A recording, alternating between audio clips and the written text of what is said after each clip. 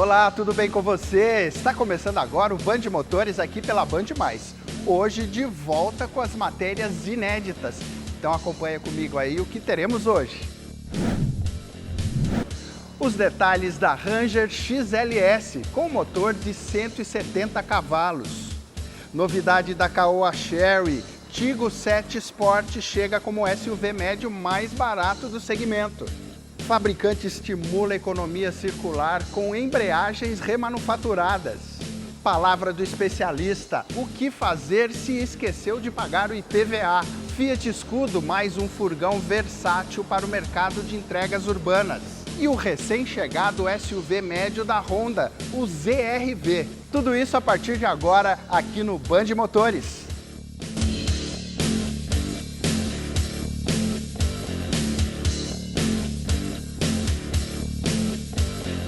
No ano passado você acompanhou aqui comigo a chegada da novíssima geração da Ford Ranger. A picape mudou por completo e ficou muito interessante, inclusive nas versões intermediárias. Uma delas eu mostro hoje para você, a XLS, com motor de 170 cavalos.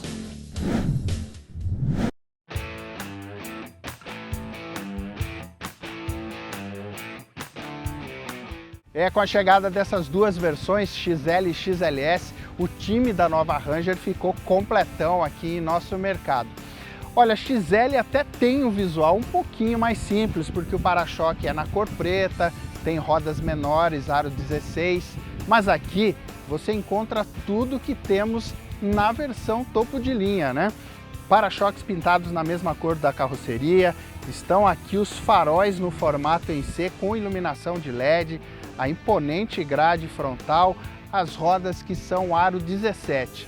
Agora o grande diferencial mesmo é que essas duas versões são equipadas com um motor 2.0 turbo diesel, que é novo também, o EcoBlue. Ele tem 170 cavalos de potência, 41,3 kgfm de torque.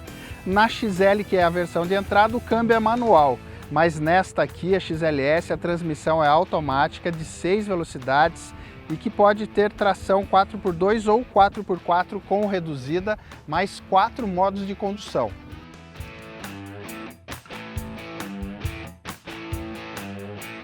Nesta Ranger XLS 2.0, dá para dizer que ela traz mais versatilidade para o uso urbano, né? Para o uso no asfalto, mesmo contando com motor turbo diesel forte, tração 4x4 com reduzida. Mas aqui dentro, legal é que ela mantém a proposta da nova geração, com mais plástico no acabamento sim, mas são as mesmas peças, o mesmo desenho moderno, com texturas aqui de bom gosto e até detalhes como esse aqui, né? Como tem na versão superior, um cinza brilhante no painel frontal. Traz saídas de ar-condicionado para quem senta atrás, enfim, garante conforto e espaço aqui até para uma família. Agora, ponto forte mesmo é que a Ford também não abriu mão aqui nesta versão do painel de instrumentos digital, que aqui é um pouco menor, mas é 100% configurável, de 8 polegadas. E dessa tela multimídia que já traz o sistema Sync 4 na vertical, que é muito provocativo, uma bela resolução.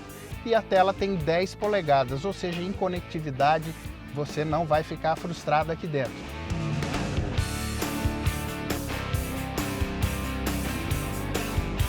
E se esse ponto positivo aí de encontrar aqui conforto ao dirigir, baixo ruído, né, bom isolamento interno, suspensão bem acertada, isso tudo ganha força ainda do bom conjunto aqui com o motor 2.0 turbo diesel de 170 cavalos.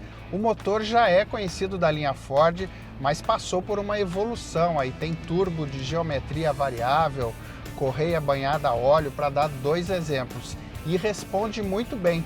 Trabalha com a transmissão automática de 6 velocidades, que facilita muito aí o desempenho do motor em altas e baixas rotações, principalmente. E com outro atrativo, hein? É um motor bem econômico, garante aí uma autonomia longa, principalmente para quem quiser viajar com essa Ranger.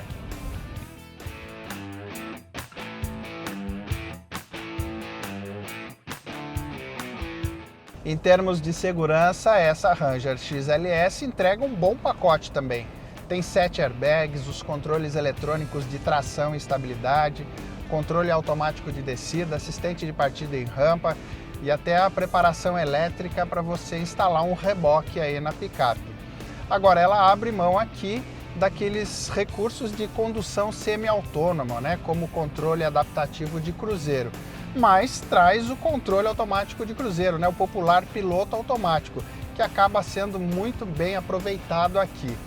Junto com isso que ela tem aquele bom acerto de suspensão, isso vale para todas as versões da nova geração, com o amortecedor posicionado agora fora das longarinas, e transformou a picape aqui, deixou a picape muito mais segura, muito mais confortável. E esse motor também, que é um pouco menor, trabalha bem macio, vale o elogio aqui para o nível de ruído interno, que é muito bom, né? Ela tem um ótimo isolamento, ou seja, quem anda com essa aqui ou anda com a V6 não vai sentir uma diferença absurda, assim, vai ficar bem satisfeito com ela.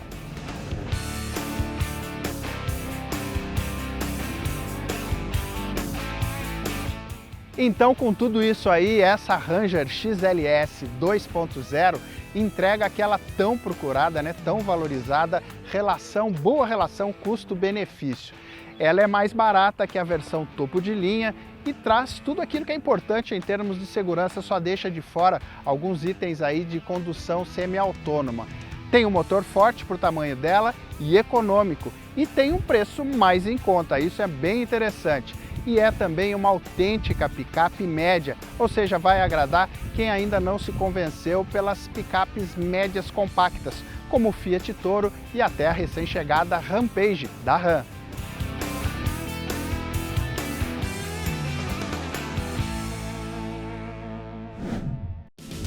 A Ranger XLS também é muito interessante e legal porque você viu aí, mantém aquele visual novo aí, muito invocado desta nova geração e aquele bom pacote de conectividade. Não deixa nada a desejar aí para quem quer uma picape um pouquinho mais simples e um pouquinho menos potente. Agora fazemos nosso primeiro intervalo. Segura aí que voltamos rápido.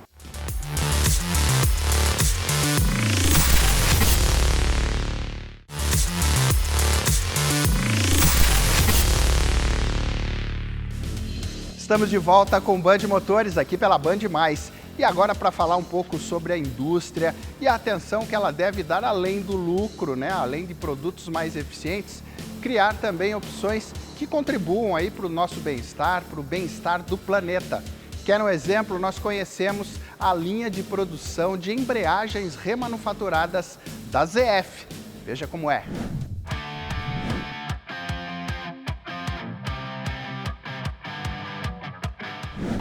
A indústria automotiva é uma grande referência em desenvolvimento tecnológico para produtos e serviços, mas hoje está muito atenta com o futuro sustentável do planeta.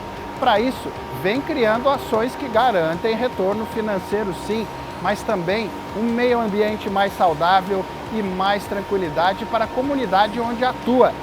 Qual o caminho? Produtos remanufaturados, algo que a gente já pôde conferir na prática dentro de uma unidade da ZF.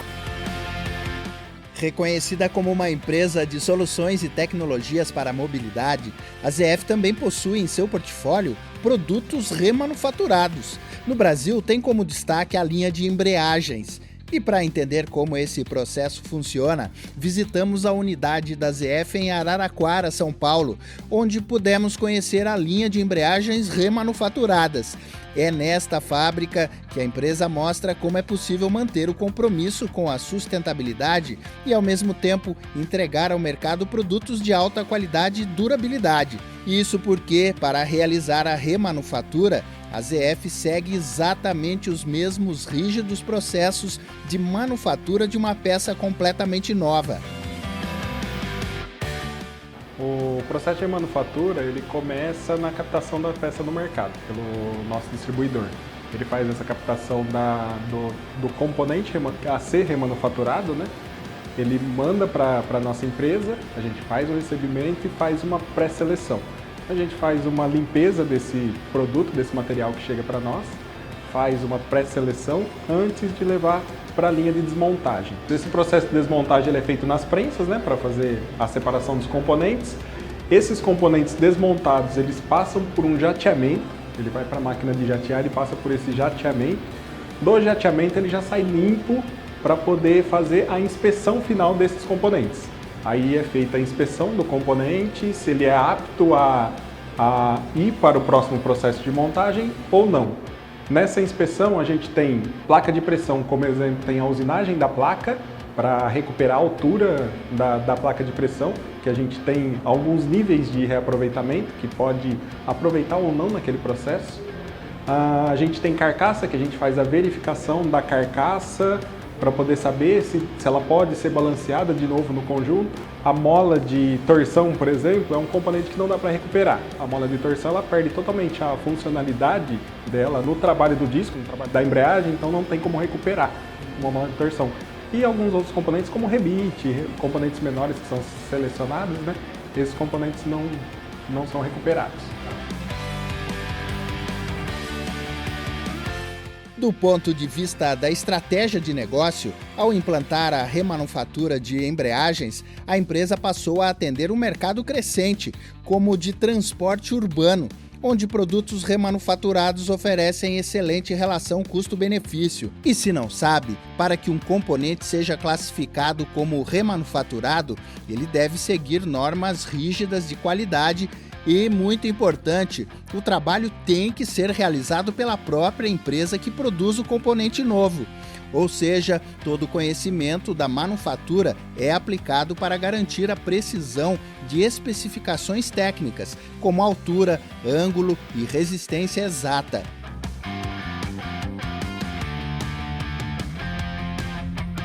Comprometida globalmente com a sustentabilidade e com metas audaciosas de redução de emissões, a remanufatura é um ótimo exemplo de como a ZF colocou em prática a economia circular.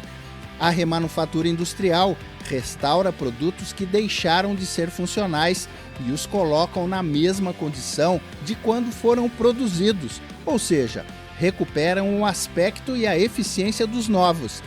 Aliás, um diferencial das peças novas ZF é que já são concebidas e planejadas para o processo de remanufatura no futuro, ação que poupa o uso de energia e de novos materiais.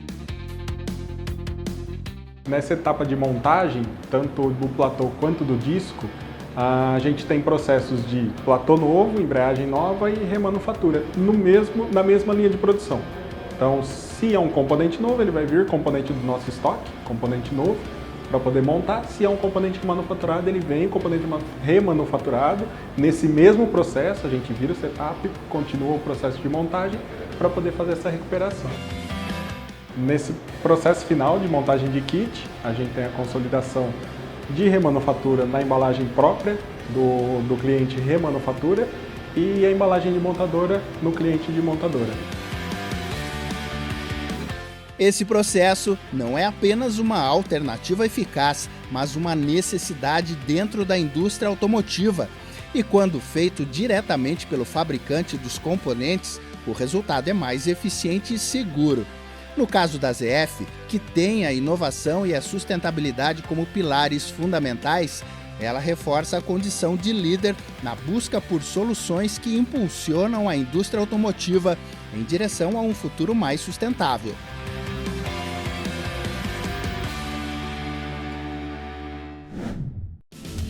Muito interessante, muito positivo esse trabalho executado aí pela ZF, né? Com as embreagens remanufaturadas e que, como eu comentei na matéria também, tem a mesma garantia dos produtos novos. Seguindo em frente, vamos falar aí sobre um mercado muito movimentado, principalmente depois da pandemia, o de entregas urbanas. Hoje eu mostro mais um veículo pensado para ajudar os profissionais desse setor, Fiat Scudo.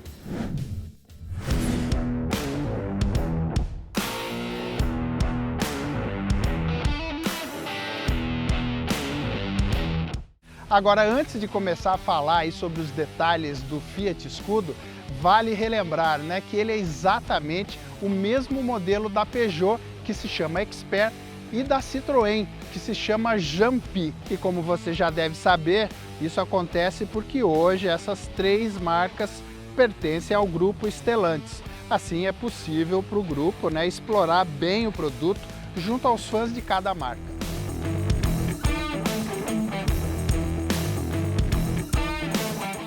Bom, e o Fiat Scudo conta com 3 versões. A Multi, que tem vidros nas laterais e na traseira, uma versão 100% elétrica, a E-Scudo, e essa aqui, a Cargo, que é um furgão tradicional todo fechado. As versões Multi e Cargo utilizam um motor 1.5 turbo diesel de 120 cavalos e torque de 30,6 kgfm, sempre com câmbio manual de 6 velocidades e a tração, que é 4x2, é na dianteira. Bom, e nessa avaliação eu andei praticamente sozinho com o carro descarregado. Aí o resultado aqui com esse motor, esse conjunto de motor e câmbio, é muita agilidade para o Fiat Scudo. Uma situação que não deve ser tão positiva assim se eu encher aí de carga, né, carregar o suficiente aí que ela aguenta 1.500 quilos. Agora tem outro ponto muito positivo aí que merece ser lembrado, que é o consumo de combustível, né, de diesel. Se você andar aí com uma preocupação de eficiência, ela consome pouco, né, entrega bons números aí na média de consumo. E tem também algum recurso aí moderno, atualizado, que é o sistema Start-Stop, que desliga e liga o motor automaticamente nas paradas de trânsito.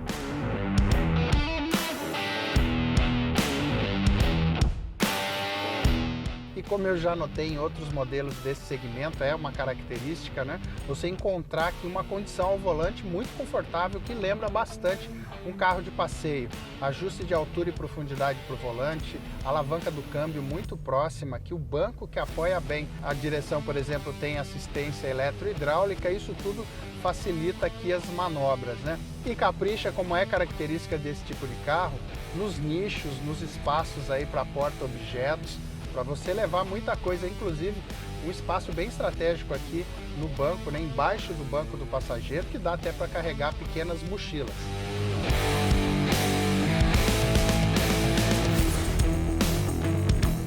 É um furgão ágil, sim, mas chama atenção também por outras características. Mesmo sendo um pouquinho largo, ele é mais baixo que os furgões tradicionais, tem 1,97 m de altura. E isso facilita muito a entrada em estacionamentos de prédios e até de shoppings, e também torna fácil aí a manobra de estacionamento em vagas demarcadas. Agora é bom mesmo por isso aqui, ó, versatilidade, praticidade para entrar com a carga aqui com essa porta corrediça lateral. A empilhadeira pode colocar um pallet direto aqui e facilita também para quando você precisa utilizar aqui as portas traseiras, que são bipartidas e abrem, né, num ângulo de até 180 graus.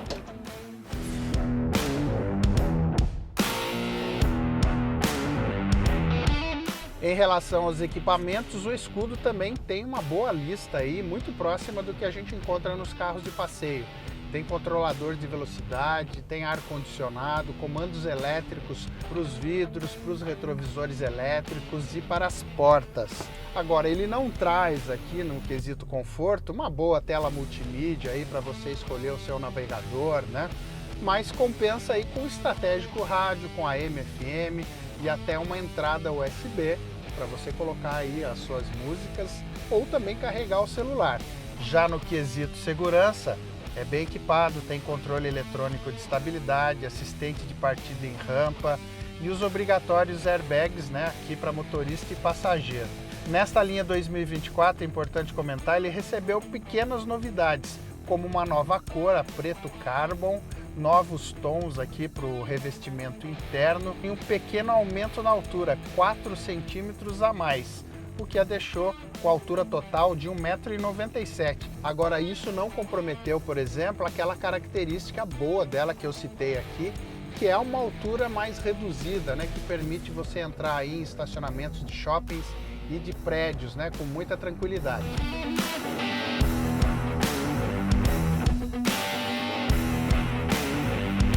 Já a versão elétrica E-Scudo não recebeu nenhuma alteração, segue disponível nas concessionárias junto com a nova linha 2024, das versões Multi e dessa aqui, a Cargo, que você conferiu comigo. E isso pode pesar certamente na hora da decisão de compra, a não ser que você tenha ainda alguma insegurança com os modelos franceses, se bem que falamos exatamente do mesmo carro e estão todos no mesmo grupo.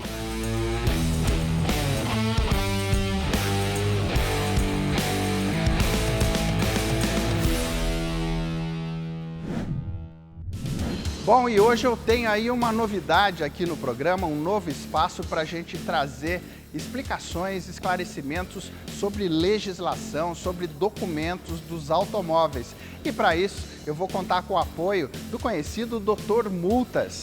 Hoje, para estrear aí esse espaço, nós vamos falar sobre IPVA. Começo de ano a gente tem que pagar esse imposto, quem é o proprietário de automóvel, mas muita gente não teve grana para pagar ou mesmo esqueceu. Já estamos no mês de março. O que será que acontece se você não pagou o IPVA, hein? Com a palavra, Dr. Multas. Olha, o problema de você não pagar o IPVA é que você não vai conseguir licenciar o veículo. Não licenciando o veículo na data prevista, você tem um problema. Além de pagar multas e juros, você, se for abordado, pode correr o risco de ter o seu veículo guinchado. Mas calma, no momento da abordagem você ainda vai ter a oportunidade ali de fazer o pagamento do IPVA e do licenciamento para seguir dirigindo. Se você está no estado de São Paulo, você perdeu a oportunidade de parcelar o IPVA por não ter pago a primeira parcela em janeiro. Mas lembre-se, sempre tem uma opção de pagamento e você pode buscar empresas que fazem isso. Mas o importante é você sempre procurar apoio jurídico e profissionais qualificados, pois às vezes uma coisa simples pode se tornar um grande problema. E se você precisar de ajuda, pode consultar o Dr. Multas. Tá aí todas as dicas do Dr. Multas e agora você pode mandar sua dúvida aqui para mim, hein? Como eu falo toda semana, aproveita para conhecer o meu Instagram, bene.gomes.tv. Lá eu dou muita notícia antecipada sobre o universo dos automóveis e é onde você pode falar diretamente comigo, diretamente com o programa. Agora manda aí também sua dúvida sobre legislação, sobre documentos automotivos, combinado? Agora nós fazemos um rápido intervalo. Na volta tem Honda ZR-V. Até já!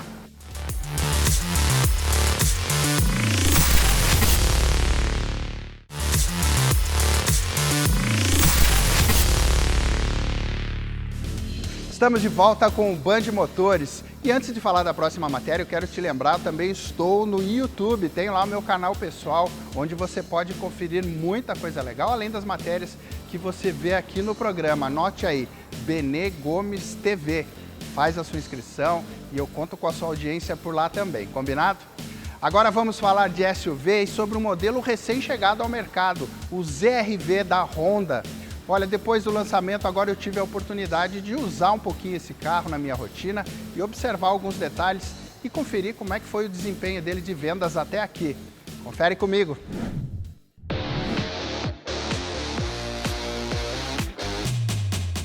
Então vamos dar uma repassada aí no visual dele, que ele tem algumas características que se diferenciam um pouco da proposta do HR-V, por exemplo. As linhas são bem mais arredondadas na carroceria como um todo. A frente é um pouco mais alta, tem vincos no capô, a grade traz acabamento em preto brilhante, mas na minha opinião, veja se você concorda, ela é um pouco desproporcional aí ao tamanho do carro. As lanternas são grandes, com iluminação de LED e oferece aí um bom porta-malas pensando em um SUV médio, 389 litros de capacidade. Mas tem um pênaltizinho aqui, né? Ele não traz o tradicional tampão, apenas essa tela aqui, né, flexível, que serve só para proteger do sol, né? Não é nada prático, inclusive para você colocar de lado. Ponto fraco para um carro com valor nessa faixa aí dos R$200 mil.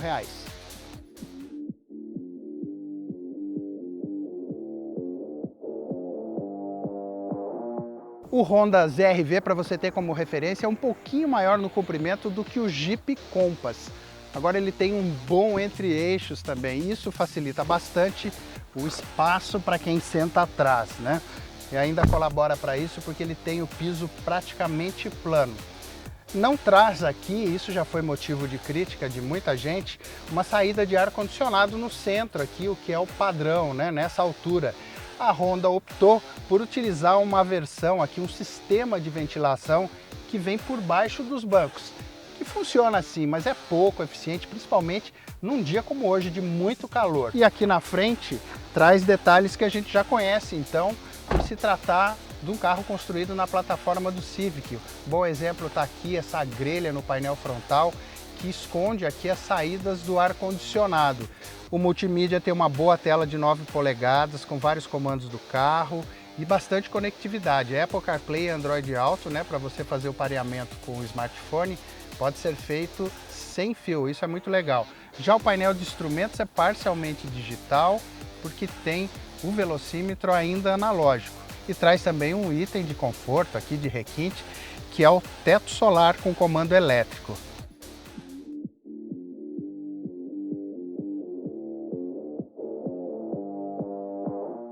Bom, e na hora de dirigir o Honda ZR-V, se a sua expectativa é encontrar aqui a mesma condição do Civic, né? Olha, vai conseguir sim se sentir muito próximo do sedã, mas aqui é um SUV, então ele é um pouco mais alto, a suspensão é mais alta. Agora a posição de dirigir é confortável sim, porque aí, ao contrário dos SUVs médios aí tradicionais desse segmento, né, os seus concorrentes diretos, ele realmente é um pouco mais baixo, você fica numa posição muito próxima de um sedã. Tem o padrão Honda aí, o comportamento de suspensão um pouquinho mais rígida, mas que entrega bastante conforto.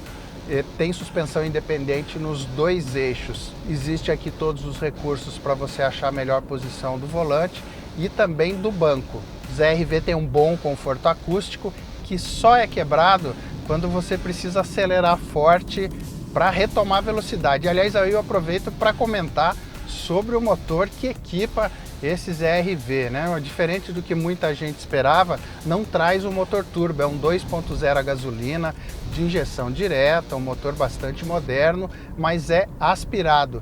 Rende 161 cavalos de potência e 19 kgfm de torque.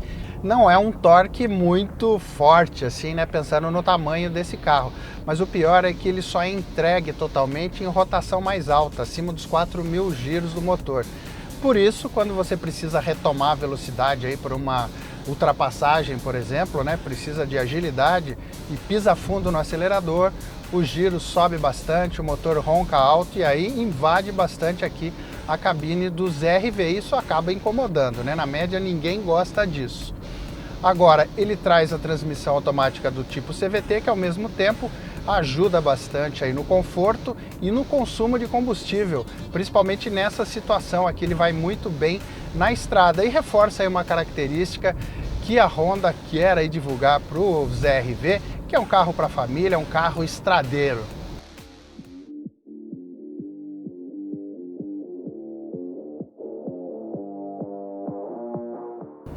O ZR-V é vendido aqui em versão única, a Touring, e é bem equipado, traz vários recursos, por exemplo, de segurança, como o pacote Honda Sensing e todos os recursos de assistência à condução.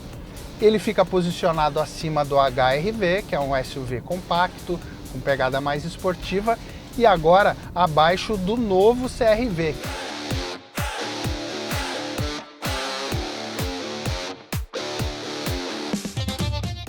Na prática, o ZR-V, apesar de ter ficado bem claro aí o posicionamento dele, né, na linha de SUVs da Honda, acima do HR-V, que tem uma pegada um pouco mais esportiva e é menor, e abaixo do novo CR-V, que agora é híbrido, é maior e acabou de chegar ao Brasil, ele ainda não emplacou nas vendas, né? Teve vendas bem modestas, principalmente quando comparado aí com os SUVs médios, que são destaque aqui no Brasil.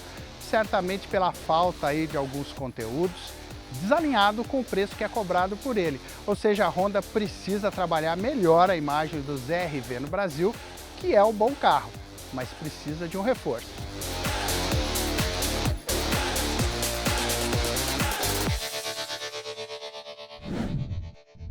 Tá aí o ZR-V, mas a notícia mais quente aí da Honda nesta semana é a chegada ao Brasil do CR-V, o SUV maior, né, que fica acima do ZR-V e que agora ganhou propulsão híbrida. Em breve eu mostro ele aqui para você, combinado? E é falando de Honda ZR-V que o Band Motores de hoje chega ao final. Quero te lembrar, vai lá no meu Instagram, bene.gomes.tv, manda os seus comentários, pode mandar seu recado e fala diretamente comigo. Eu espero você aqui na semana que vem. Um grande abraço e até lá. Tchau!